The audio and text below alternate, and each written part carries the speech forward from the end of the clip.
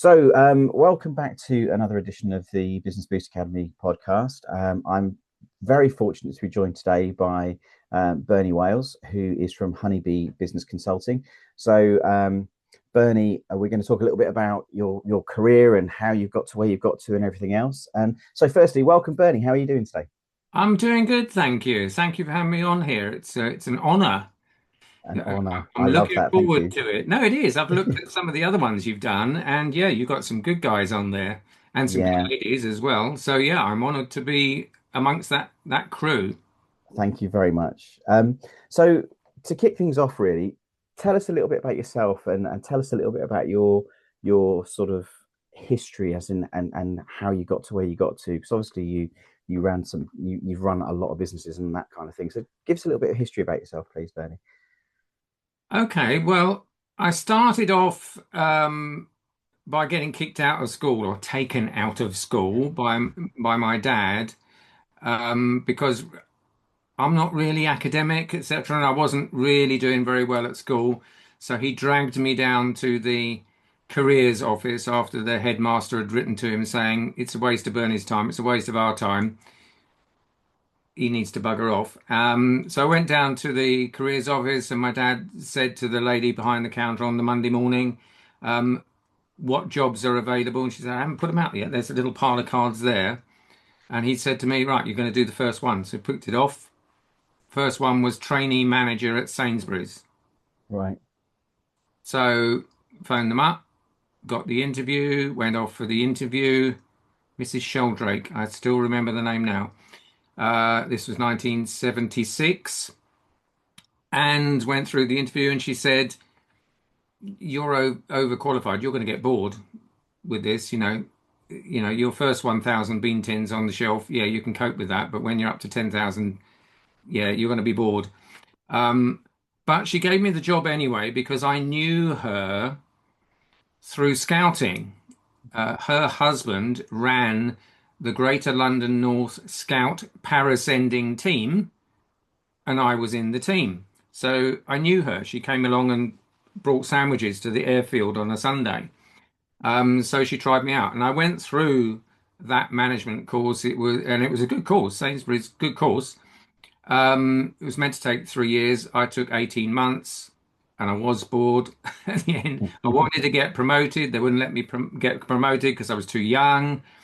So they sent me off to Romford area office and did training videos back in the day when you had Betamax and VHS and they were still having the battle as to which one was going to win. And I just basically there was some girl and I can't remember her name, but anyway, the two of us did the presentation on these training things to convert the course we'd just been through on paper into this newfangled video stuff.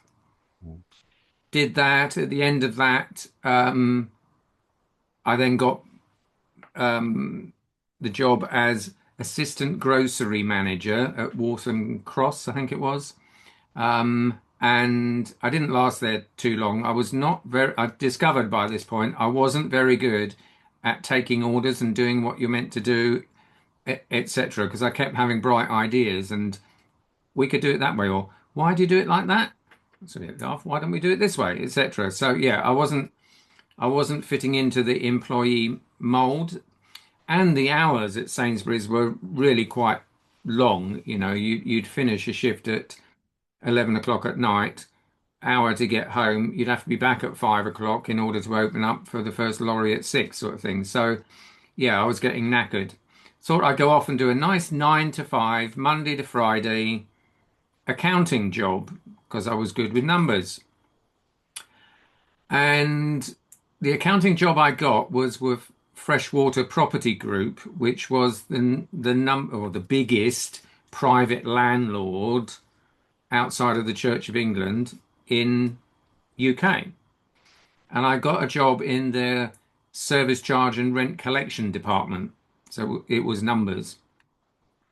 And I was quite good at that. And it was partly office based and partly, 1 or 2 days a week down at the local county court giving evidence in terms of the numbers for people who hadn't paid, etc., etc. So it was a bit out and a bit in the office, and I quite like that.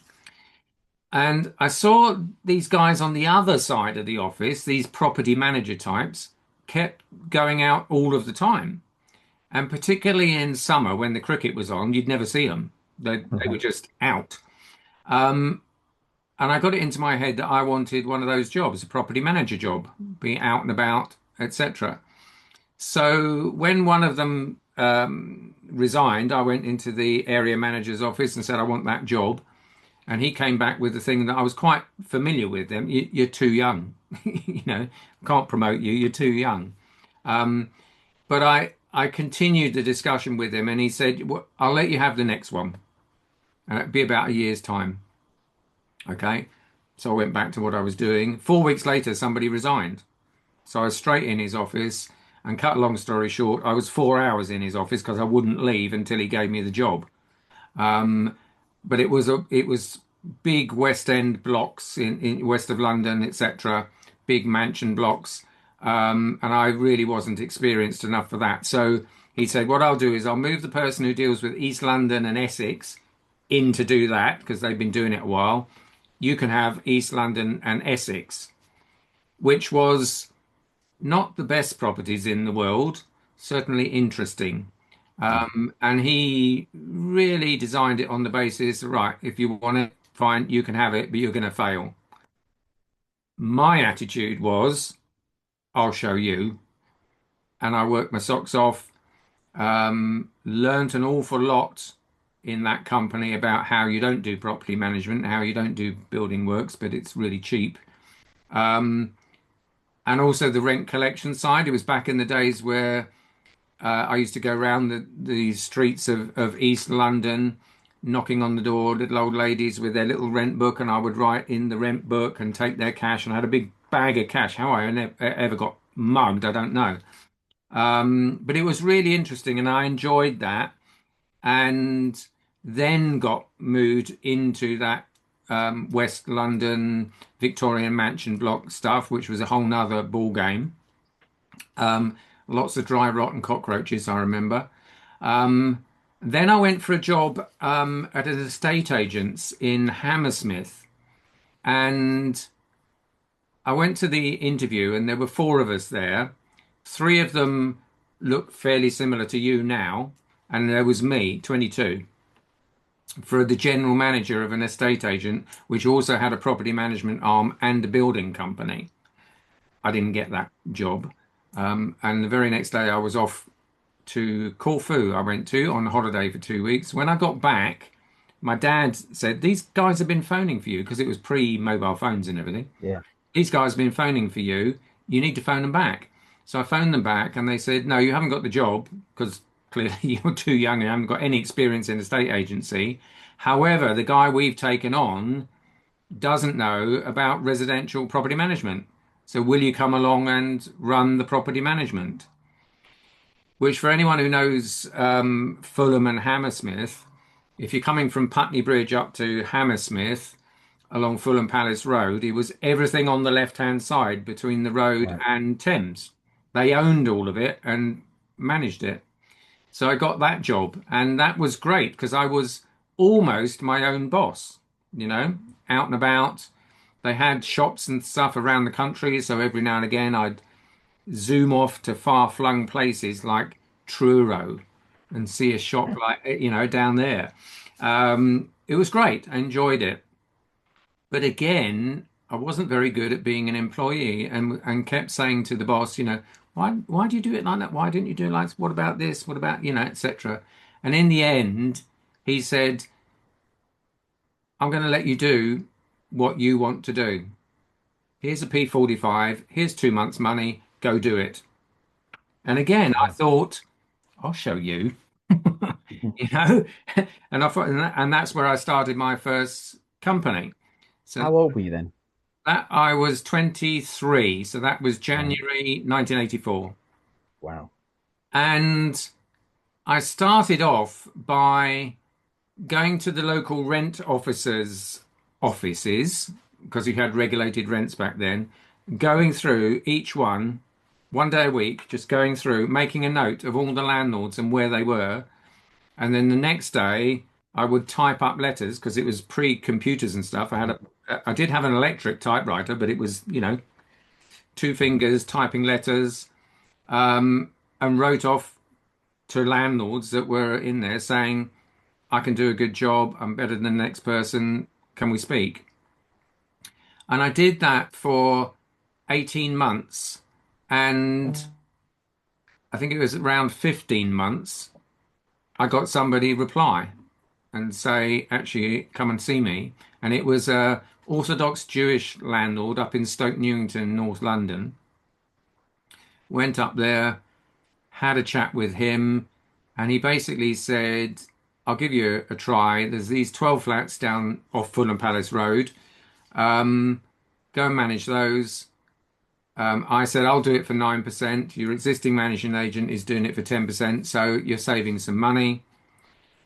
Gave that a try, and 3 months later, he liked what I was doing, gave me a block of 24.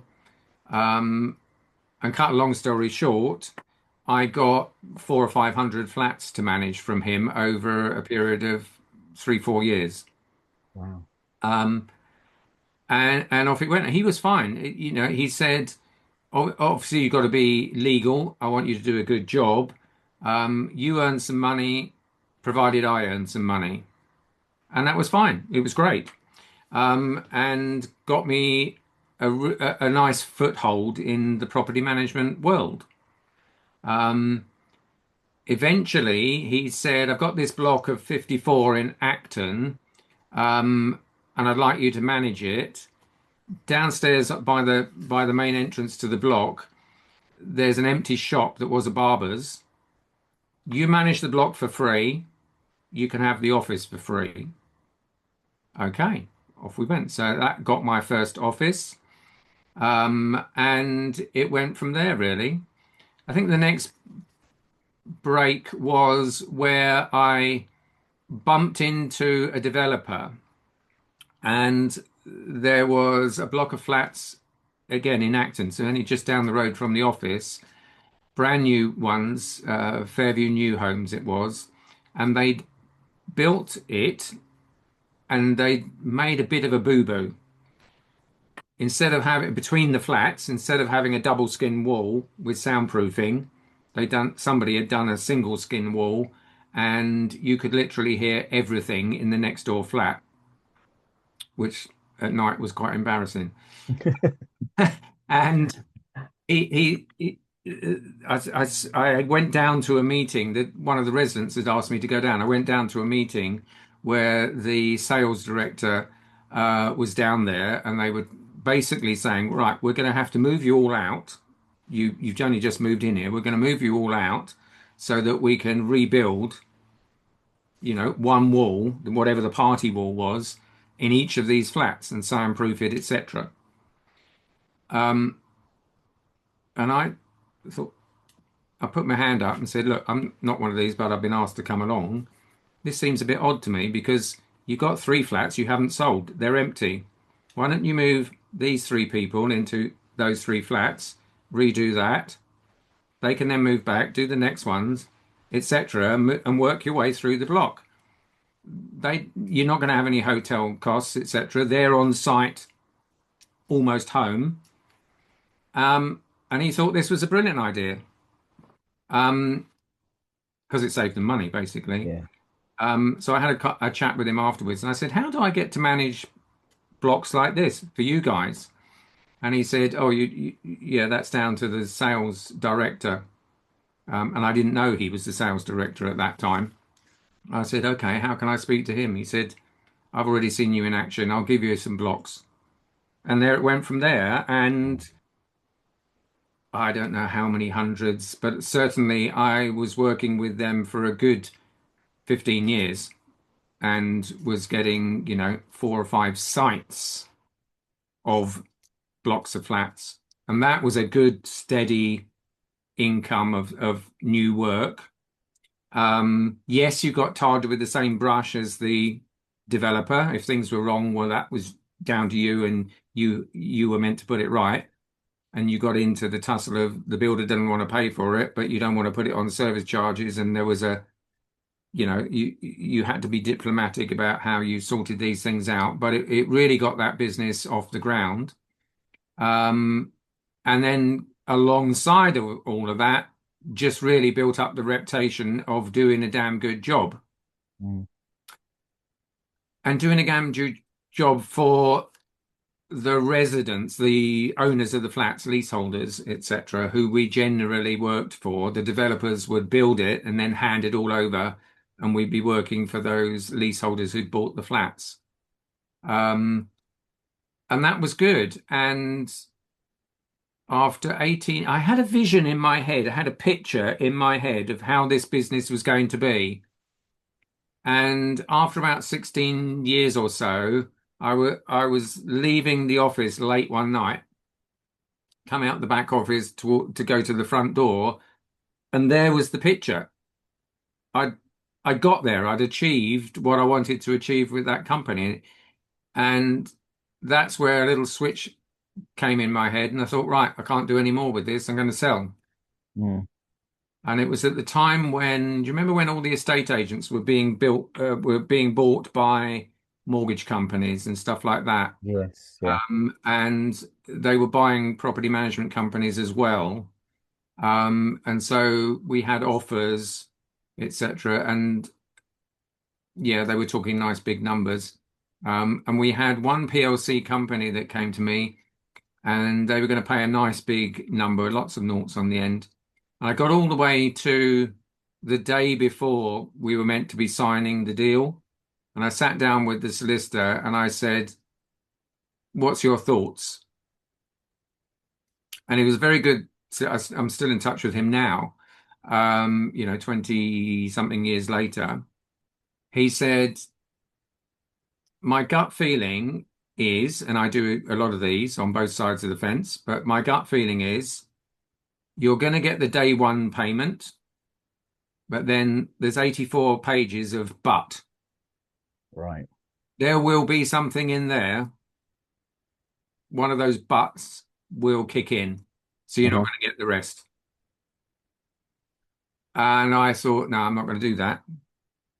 And apart from the money side of it, one of the things that was bugging me about the deal was in the property management world, you have the property managers who go out and about. They're the face of the company. They inspect the properties. They deal with Mrs. Jones and her leaky loo, etc. And you got the admin team who are in the office. And this big PLC had lots of admin people. And basically, what they were going to do was take everybody, keep the property managers, fire all the admin girls because they've got admin people and they can do more. So, eight or nine of my staff would get fired on day one Right. whilst I was making money. And that didn't feel right. So I backed out, which really pissed them off. Um, but it was the right thing to do. Hmm. But then I still wanted to sell, so I just um, did a message round to. It was a memo back in those days, an actual memo, piece of paper that went round saying the sale to the PLC company is not going ahead, but I still want to sell. Who's interested? And five people came forward out of the staff. I had about 25, 26 staff at that point. One of them was one of the little admin ladies who didn't really have two pennies to rub together and couldn't really afford to buy in and wasn't of the right mindset really. Um, and again, cutting a long story short, there were four who were good and suitable in my opinion. So I went through for 6 months with them, treating them as though they were directors and having board meetings, and they made the decisions and I discussed, etc., whilst the lawyers did their thing. And then in the end, I sold the business to them, and no staff got made redundant or anything. Um, and that was good. It felt good. Mm. Um, and yes, I loaned them the money for them to buy me. So they paid me bit by bit over the coming years, and I earned interest on what was outstanding. But it worked well. Everybody kept their jobs, and it was a smooth transition.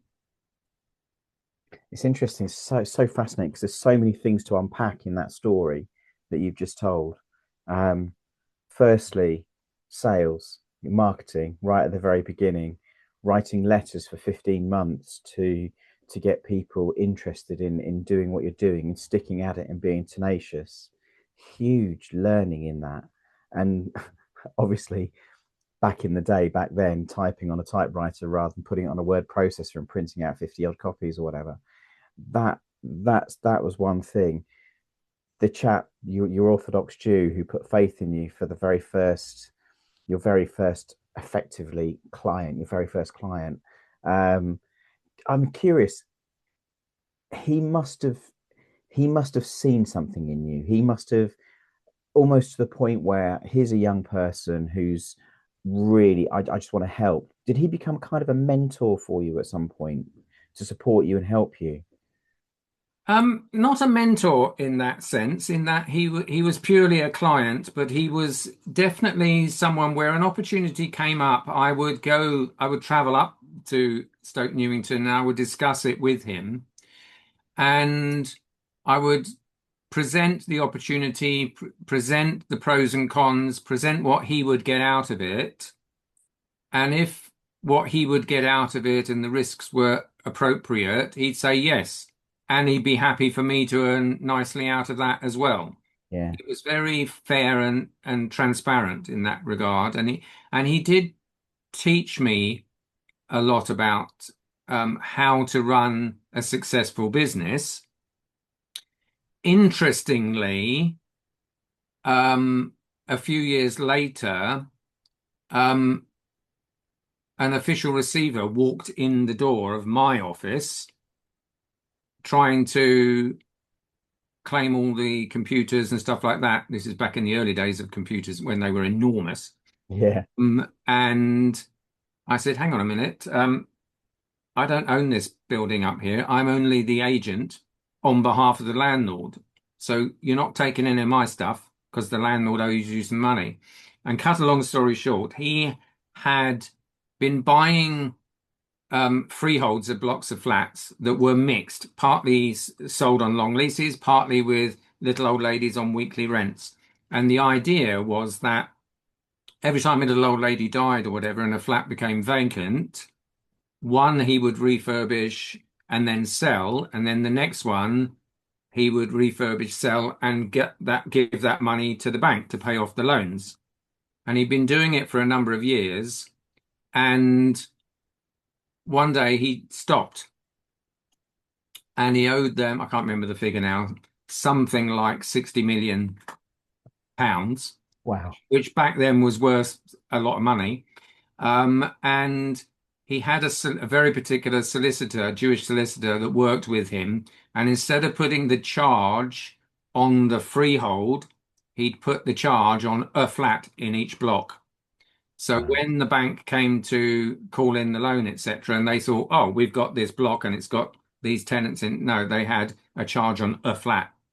right, So he'd done them up like a kipper. He disappeared. I think he went off to New York, but I was never able to prove it, and the receiver never caught up with him. right, And it brought down the bank. It was Royal Trust Bank of Canada. It brought them down. wow. And so yes, he taught me some things that I didn't follow up on. Let me put it like that. He taught you how not to do things. Yeah, Indeed, yes. yeah, But he was a nice guy, and he certainly saw in me the motivation for what I was doing, which was here we've got this system, the leasehold system, and you're the landlord, you're responsible for maintaining this building, but you charge everything back to all of these people who live and own the flats. Um, and there's a whole load of landlords out there that rip people off because they get it done for 5,000, but actually the paperwork says 10,000 and yeah, you know, dodgy. And I always have this fairness streak in me, and I said, here is the system. It's not a perfect system, but if it's run properly, it can be fair for everybody. And if it's proactive and cost effective, etc., everybody can win. Everybody can have their little slice of cake and earn out of it, but no one's getting ripped off. Mm. And that's how I approached it. And he liked that because he would get his buildings maintained properly and Hmm. cost effectively, and that was good for him in the sale values. Yeah. Um, Equally, those people who had bought individual flats in blocks, they were paying a service charge, but the block was being run nicely, cost effectively, proactively, and when they came to sell, they'd get a good price because that block was nice compared to the one next door, which was run down and crap. So Mm. all of that was good, and he saw that, and that way of doing things ran through what I did day to day. And having sold that first company, um, I went on to do some other stuff, but I got tracked down over the next couple of years by old clients and leaseholders in flats saying, Bernie, we'd like you to take over again because the people you've sold to aren't doing it the same way. Right. It's more money focused, Hmm. and they were running it for the money and getting their money back that they put into it, etc. And they wanted to scale it up and sell it on. So the motivation for running it after I'd sold was different. Hmm. So I got clients coming to me, and so I got back into the property management business and had a second company. It wasn't very big. I had three, four staff, and 3 years later, I got fed up with it again and decided, right, I'm going to sell this. And I sold that company and the staff to the first company, um, which wasn't very good for the clients who'd come back to me. They got went round in a circle. But anyway, that's what I did. Then I went off and did. I was going through divorce at that time and went off and did some NLP and went off to California and did NLP with Robert Dilts and things like that. Did some coaching and things like that again to try and learn more how I could help people. Um, and then eventually. Um, Moved from London down to Southampton because that's where the ex-wife had taken the kids. So I moved down that way, and fell in love with a teacher of one of my kids, um, and married her. And being a teacher, she was stressed, overworked, etc., and wanted to get out of it. And cut a long story short, went back into property management, started a Hmm. third company and also went into property investment and buy to let and other property related things. Yeah. Um, and again, just did the same sort of thing. I did have clients, old clients, that tracked me down again and built that up. And that company is still going. I'm not involved day to day with that now. The wife and stepson run that. Um, 12, 13 staff or so, properties down the south coast, up the M3 and London. Um, and I know at least one of those clients is one of the very original ones from Wow. Okay. 1993, I think. Yeah. Um, so again, the same sort of thing, and it's building up, and it's the same story really of run the system well, be fair to everybody, be proactive, be cost effective, and just do a damn good job, really. Um, and on the other property companies, we buy little freeholds of blocks of flats, etc., so that we would get the ground rent and insurance commission and stuff like that. But again, not ripping people off, just running the system fairly. Um, for the good of everybody. And if you do that, it can be fine for everybody. Yeah. Um, and we've done buy to let and HMOs and all of those sorts of things, and that's interesting. Not everybody on the tenant side of life is as good a tenant as you would like them to be. And the government policy over the last few years has got worse and worse for landlords, and they don't really want landlords. So we've gradually been selling off those property investments bit by bit. And since COVID or just after COVID, I've tried to move away from that property world more into the coaching and mentoring Hmm. world. I mean, it's something I've done all along in that I've always mentored and educated my staff in terms of how they could understand better and do a better job, etc. But also, I've worked with the contractors and subcontractors and suppliers along the way, helped them build their businesses and improve their businesses, because if their company was bigger and better, they'd be able to look after my company better. Yeah. So it's in my interest to make sure that they have a good business, and it's also, I saw it as a responsibility that if you're going to give a business constant work and they employ staff because you're giving them constant work and they'll give you a good service in return, you can't just go to somebody else because it's £5 cheaper. Yeah. No, you've got to have it. They're part of the team. Yes, it's a Mhm. separate company, but it's part of your team, the wider team. And the same with clients as well. It's all part of the ecosystem of your business. Mhm. And so I've always, somebody described it once as sticking my nose in their business, which it was, but it was done from a good Yeah. motive, etc. And it was trying to have a two and two makes five situation. So I've always done this sort of coaching and mentoring type stuff. Mentoring, not coaching, really. Yeah. Um, because in coaching, you just ask questions and get them to think in a different way. But you can ask questions, and if they haven't got that thought, they're not going to answer the right way. So mentoring, you can put in some of your Yeah. experience, you can give them examples, etc., and that sparks off different ideas and thought patterns, etc. So Yeah. I'm definitely on the mentoring Very side, true. not the coaching side. Yeah, it's very true. Do you know what's really, again, what's really, really clear is through a lot of the stuff that you're talking about is your morals and your ethics, and the empathy that you show. And I think that's really important in any business. When a business owner is running a business, is they have to have good morals and good ethics, because if you don't, then and you start dumping on people from a great height, then eventually it will come back and bite you. And when you talk about the very first moment that you wanted to sell the first business, and you talked about the PLC coming in and with their 84 clauses, that effectively you were going to fall over on one of those, um, and you were going to walk away with nothing.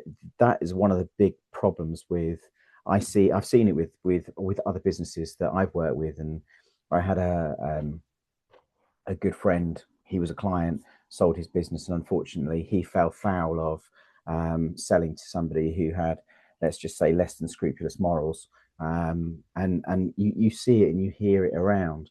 So it's about that whole thing about selling your business in the right way, but being true to yourself and being true to your own values right the way through. Um, there was a I read an article a little while ago, as we all do, and it was about 5% of business owners successfully sell their business. Um, what do you think? You've bought and sold, well, not bought and sold, but you've built and sold two businesses. You've got another business that's running successfully in the background, plus the other stuff that you've been doing. What would you say is the thing that enables you to sell your businesses that you've produced? And would you say there's a theme as to why you successfully managed to be one of that 5%, be part of that 5%? I think, well, certainly in the first one, I just had a picture in my mind of what I wanted to build and where I wanted to get to. And once I'd got there, I didn't see a road ahead. So selling was the obvious thing to do. And as it morphed into the end result, it was helping those people around me, my staff, Hmm. to pick up that baton and take it on.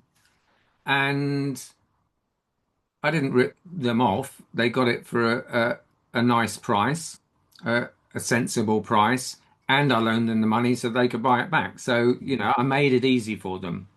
And as it happens, I got last month, I got a text from one of those four who said, I will never forget the opportunity you gave me and how it changed my family. And I Mm. will forever be grateful. And that is 20 something years later that he Yeah. contacted me. And that really, I thought I did a good job there, and that's great. Um, I think what subsequently I've done, I've kept those good values and the standards and all of that side of things. But once you've sold your first company, you find it easier to get into the position of really owning a company as opposed to owning a job.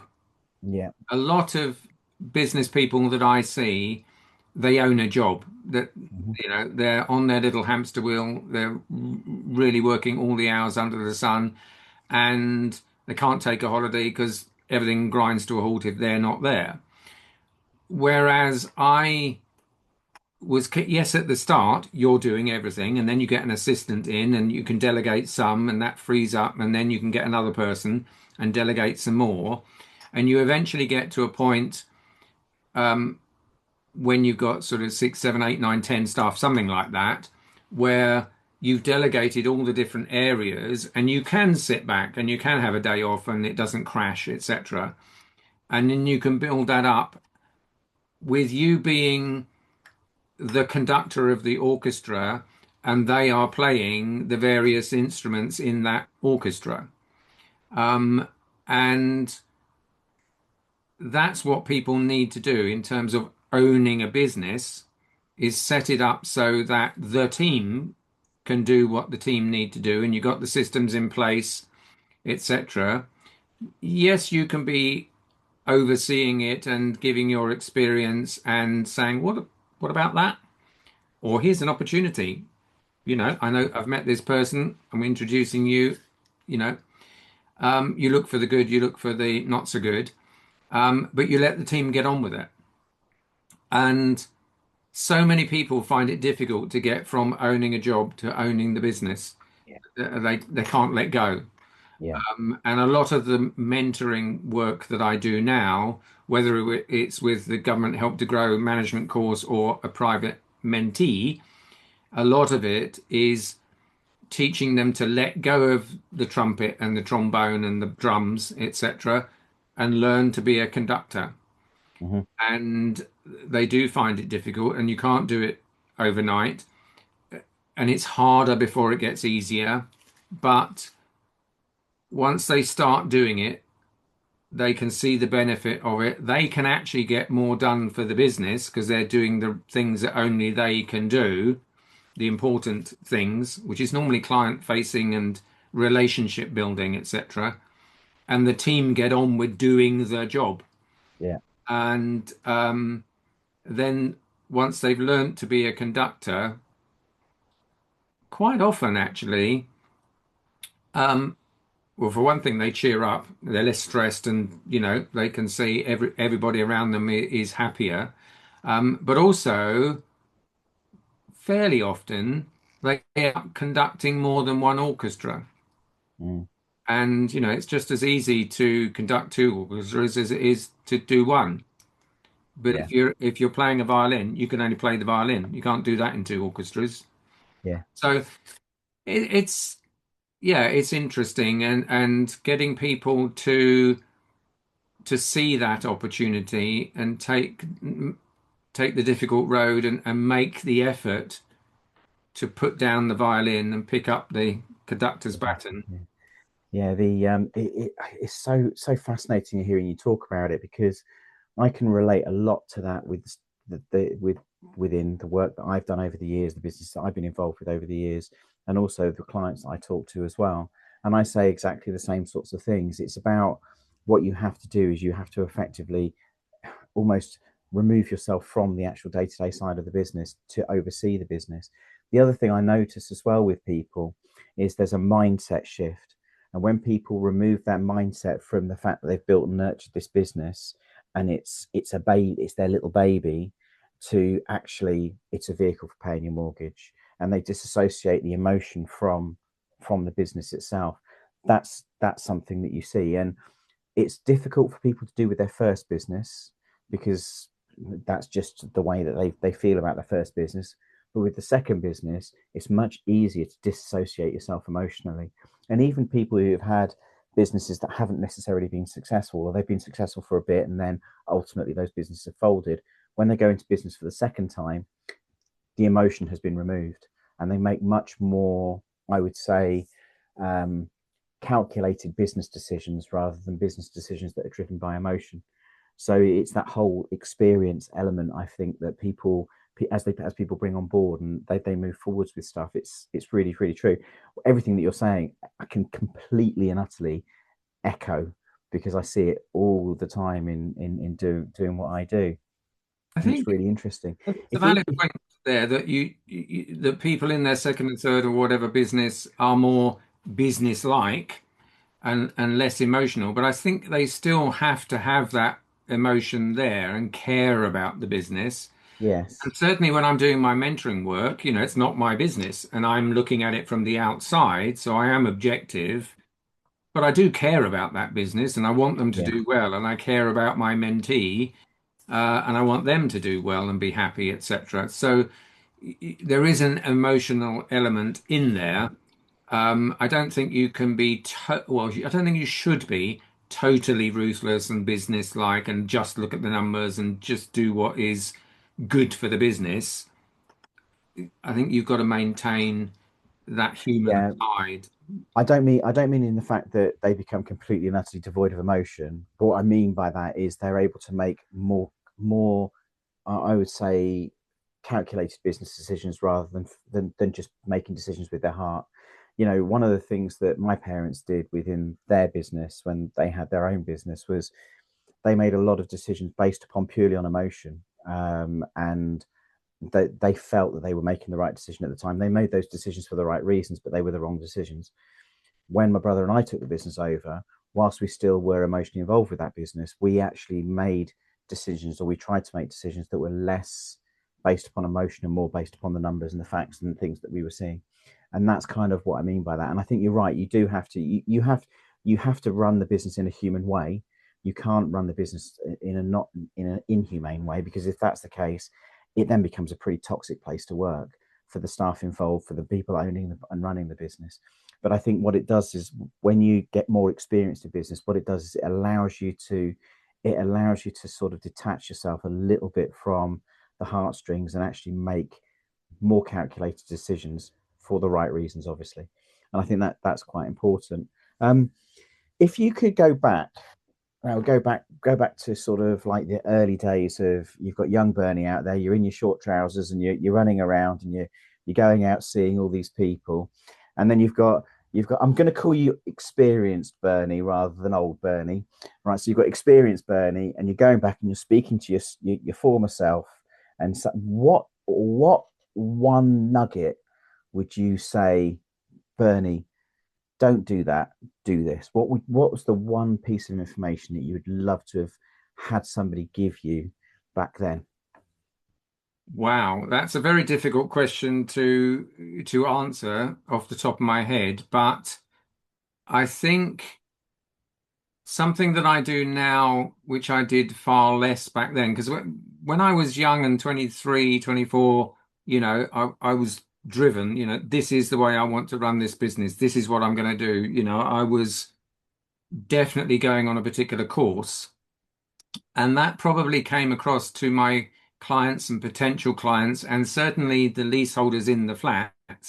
as I know the way to run this building properly, and I'm going to do a damn good job, but you're doing it my way. Um, and I probably railroaded a few people for the good, and it worked out all right. But I've clearly upset a few people along the way. And I would say, uh, listen to that Stephen Covey saying of seek first to understand, Mm. then to be understood. And so normally these days, when I go into a meeting or a negotiation or some situation with other people, I ask questions. I want to understand their position. Where are they coming from? What are they interested in? What's important to them? What's a problem for them, etc. What's their motivation? Understand them first, then fit in whatever my original intention was, ideally in line with that, so that you get a smoother, more agreeable situation. Mm. Um, Not always the case that you can do that, but certainly it's useful to know where the other guy is coming from, you Mm. know. Yeah. And even if it's a very black and white, and I see it in tribunal cases and court cases, because I still get tracked down by property people who have got themselves into trouble, etc., or landlords who have got difficult situations.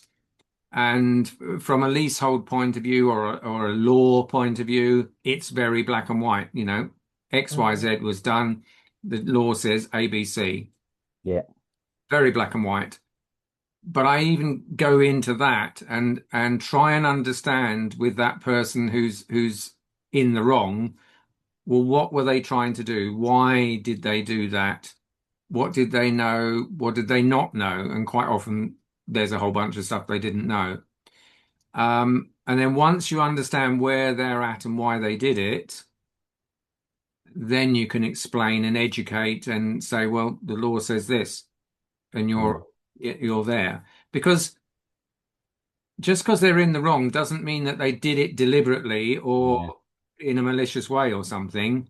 They might just have ended up in the wrong position for the right motivation, you Yeah. know? So you don't want to chew their head off, they're in trouble, they dug a hole and you want to get them out of the hole somehow. Yeah.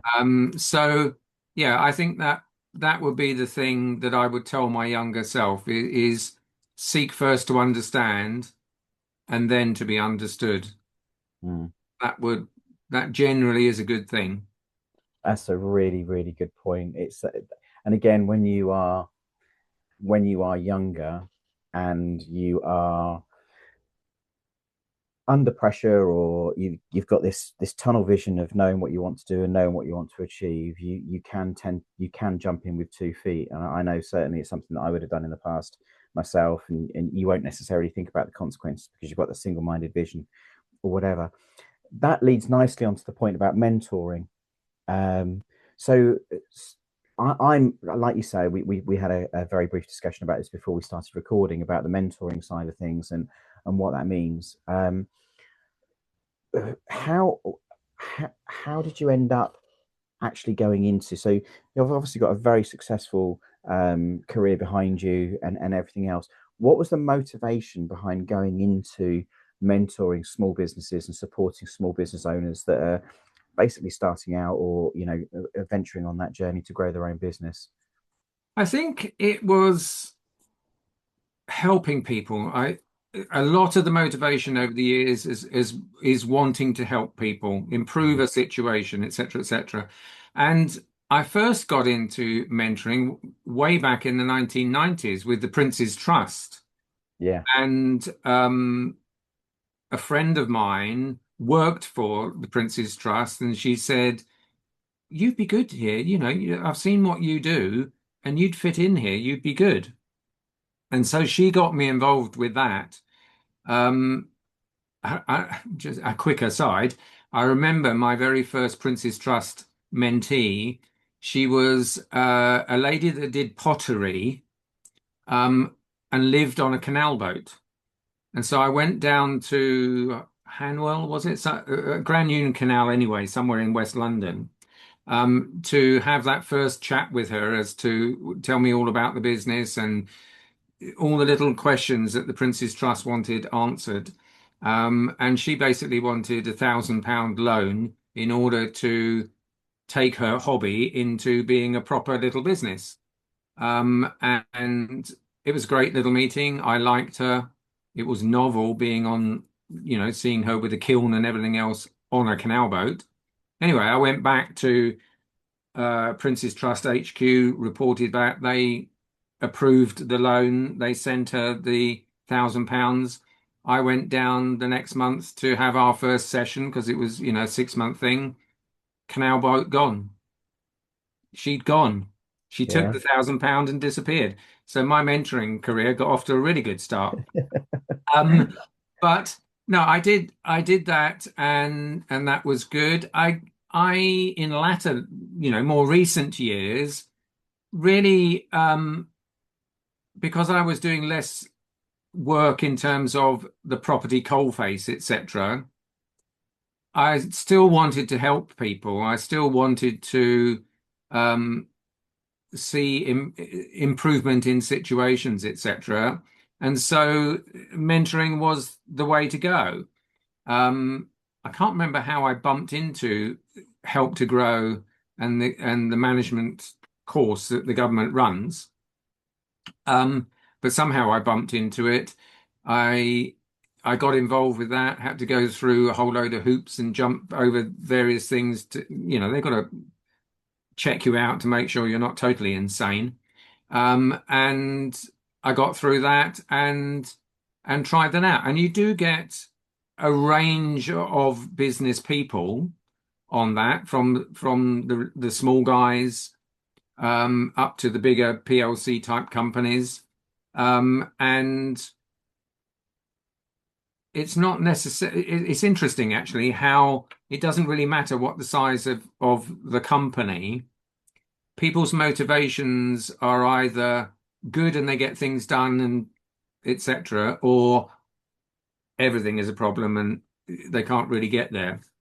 And so, from a mentor point of view, sometimes it's hard work to get them to move forward, and other times they're a dream and they just have a nice discussion with you. They come up with bright ideas, they look through the options, come up with actions, off they go. And then a week later, you'll get an email saying, I've done that. Charlie's doing that. Sophie's doing that. And you're thinking, great, things are moving ahead. You know, I think my worst Help to Grow one, I had a guy who was a lettings estate agent, property investor type guy. And the first session I had with him on Zoom, I noticed there were two acro props holding up the ceiling. And I said, "What happened there?" And he said, "Oh, that was about six years ago. I had the main tank burst and the ceiling came down, and I got that up there, but it's been there 6 years." The only thing I got that mentee to do in the 10 sessions I did with him was get the acro props done on the ceiling. He didn't do anything else in terms of his business, but at least he got the acro props down. It So, became a safe place. He didn't have to sit on his computer with a hard hat anymore. indeed, Bonus. yeah, indeed.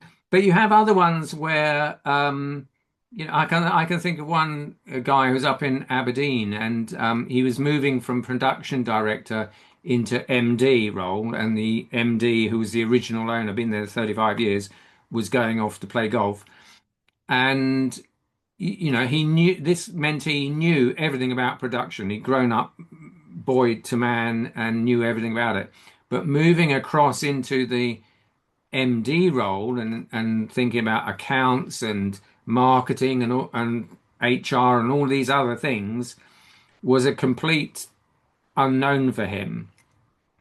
And so that was really interesting, and it was an international company as well. So lots going on and lots of challenges, but he was really keen, really wanted to do a good job, really cared about the team and the company, and was really motivated to Yeah. get things done. And an absolute dream in terms of thinking it through. What's the pros and cons? What can I do? What's the options? What's the risks? Okay, I'm going to go off and do this, and good also at being that conductor of the orchestra. Yeah. Yes, we're going to do this, but I've got 25 people. Right, who's going to do it? Because I can't do it. I'm not going to do it. They're going to do it.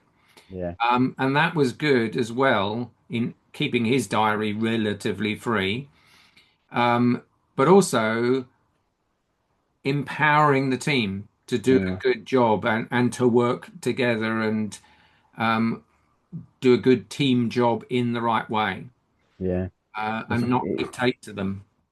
I had a I had a client I was working. I still work with her actually. But when I started working with her, she was very much in the weeds the whole time.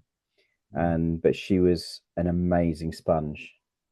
And I started sort of talking to her about understanding the financial side of the business and helping her put cash flow forecast into place, explaining how to run and operate the cash flow forecast, which has since become her Bible. But now she has that working. She's got the staff working. She's given people positions of responsibility. She's delegated, and the business has just absolutely flourished as a result of that. And it's lovely when you work with somebody who is a sponge, who actually just wants to do that. They take on board everything that you say. And then conversely, you can have people who they say they want to work with somebody to support them, but they're not willing to listen and not willing to do the work. Mm. And you can take a horse to water, but you can't make it drink. But when you get that little diamond in the rough that actually you can really really support because they just want to learn, it's fantastic. It's incredibly rewarding. I think it's a fantastic career to have in that respect.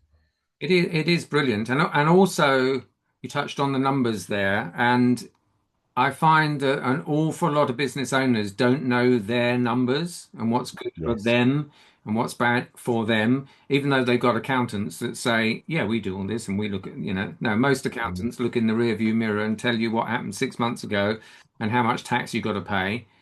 Yeah. Very rarely do they look at where are we now and where are we going, Yeah.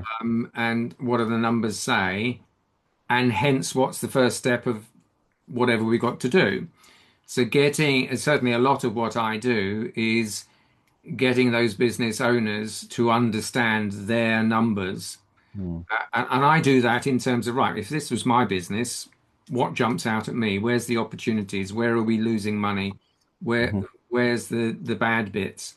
As if it was my company, and I educate them about how I think about those numbers, which normally takes, 3, 4 sessions or something like that.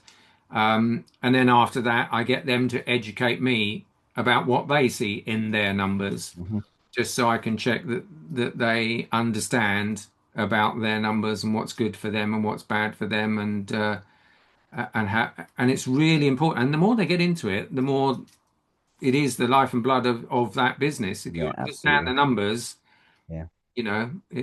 I mean, going back to the property management world, there's two sides of residential management. There's the out and about bit and making sure you fix the leaky loo and the leaking guttering or whatever it is. But the really important bit and the bit that people get really upset about if you get it wrong is the money. Yeah. And each one of those clients, and at you know, one time I had 120 different companies we were running for residents. Each block of flats has its own company. Um, each one of those numbers and profit and loss and etc. is really important, and Yeah. you had to have those right. If you got that wrong, it didn't really matter how good you were at fixing a leaky loo or getting someone to fix the leaky loo. If the numbers were wrong, they would get really upset and really Mm. emotional about it because it's their home, and Yeah, they are absolutely. emotional about it. Yeah. So No. in any I business, numbers are really important. They really are. I did a podcast earlier on this year, and it was a friend of mine who was originally a client, and he now does what we do. But he said to me, what's the one piece of advice you would give any business owner? And I said, it's know your numbers. And I said at the time, and it's not just knowing your financials, like your historical financials that your accountant's going to tell you. It's not that, and that's not knowing your numbers. It's knowing your sales figures, it's knowing your operations figures, it's knowing your production times, all of those things, knowing your staff turnover, your all of that kind of thing. That's how you run a business. Mm. Um, and I fully believe that. And it's really interesting to hear you say knowing the numbers and how important the numbers are. Um, so we're getting towards the end now, Bernie. This has been brilliant. It's like an hour so far. Um, We've only just got started. I know, right? So if you were to, what would you say is knowing? Obviously, we talked about knowing the numbers, but what would you say is probably the best little nugget of advice you could give anybody when they're venturing out into business for the first time? They've made that decision. They've told the boss they're leaving the job. They're going out on their own. They're doing that one thing. What would be the one thing that you would say to them before they open their laptop the first day when they're self-employed for the first time? What would be the first thing? What would be the best piece of advice you could give them? I'll come back with two. Sorry. That's all right. One of them is actually prove that you have got a business. Yeah. So you need to be able to sell whatever it is that you do or whatever it is you make. You need a customer. That's so make sure you've got a customer first of all. Yeah. Um, Before you do the website, before you do the business cards, before you do all this other stuff, make sure you can sell what you do to somebody else. And once you've done it once, do it again. Once you know that actually there's people out there that want what you're going to do, then you can worry about a website and everything else. So that's one side of it. Just have proof of concept because lots of people have great ideas, doesn't necessarily mean the rest of the world thinks it's a great idea. So make sure that you've got proof of concept. The other one has now gone straight out of my head.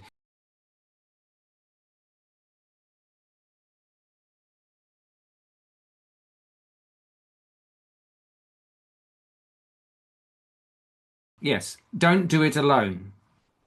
By Okay. which I mean, when I started out, didn't really know anything about, well, I didn't know anything about business really. I just had dogged determination and stupidity, really. I'm going to do this. I'm going to show you. And I made an awful lot of mistakes along the way. And whilst I've had several successful companies, I've also had some that were awful and lost money, or I got ripped off, or whatever. So don't do it alone. Mm, Get somebody on board who's been there, done that, got the t-shirt, got the scars, etc. Because yes, you may spend £500 on them or whatever it might be, but you will get back more than that £500. mm, And not only in financial terms, but also in the stress and the worry and the sleepless nights and all of that. If someone's been there, done that, and learned the lessons, then speak to that person, ask questions, learn from them so that you don't have to make the same mistakes. mm. And that way, it'll be a lot easier. You'll have more smiles, but also your business will succeed quicker and easier and be more successful Yeah. because if you're doing things with other people and getting advice from others who have learnt the hard way, it's better all round. Yeah. It really is. I love that. Two very, very sage pieces of advice to fall back on at the end of that. Don't do it alone and start with a client. Prove your proof of concept. Bernie, I want to thank you very much for your time this afternoon. It's been really, really interesting. And I'm sure the people that end up watching this will learn an awful lot from a lot of the things that you said. So firstly, thank you very much for your time this afternoon. I really do appreciate it. Oh, thank you. It's been an honor. It really has. And it's been a great chat. I love getting all this stuff out and if it's useful for somebody out there, great. Really good. And they can listen to that and get in touch with you and you can help them go in the right direction. Well, And likewise yourself. I mean, what I will do is I will put up the details on the bottom of the Business Boost Academy. So if you're watching this video, you can be able to contact Bernie's details in the spiel below. But thank you very much, and have yourself an amazing afternoon. and you, thanks again. Cheers, Bernie. Take care. All right.